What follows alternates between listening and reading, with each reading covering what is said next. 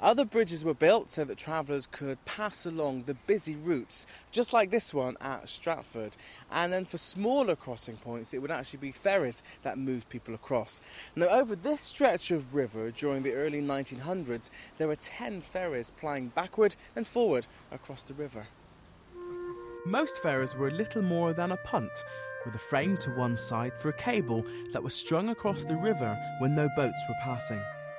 Foot ferries were an essential part of the river scene, allowing access between villages and the larger towns, and in the age before the motor car, saving a very long walk round to the nearest bridge.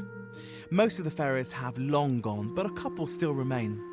Hampton is a village just on the other side of the river from Evesham, and until the new bridge was built in 1928, the ferry was in constant use, cutting over 3 miles off the trip into town. It also became a tourist attraction for the Edwardians on railway day trips from the nearby cities.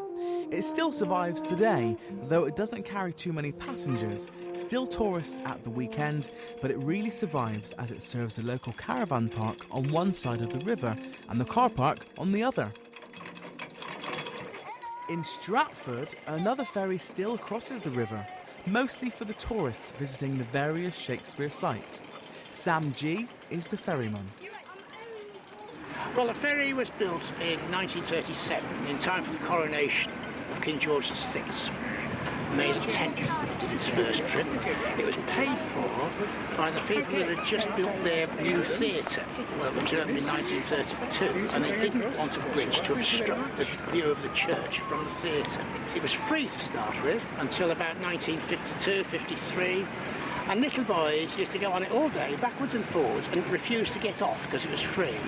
So they put a penny charge on it. I know because I was one of the little boys that got chucked off.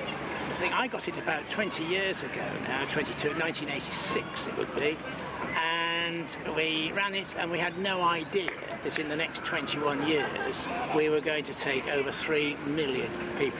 Thousands of visitors visit Stratford during the school holidays, and with plenty of walks on both sides of the river, it is a useful shortcut back to the town. It runs on the chain which lies on the riverbed. As the handle is turned, the chain is lifted up through runners in the boat and pulls the boat across the river, and the chain sinks back down onto the riverbed behind. It has to negotiate the other river traffic.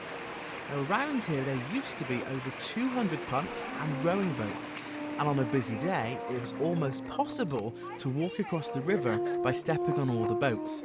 Now only about 80 are left, but they still do a good trade in the summer. But, like the ferry, after the schools have gone back at the beginning of September, the river gets much quieter and the ferry stops until the better weather in the spring.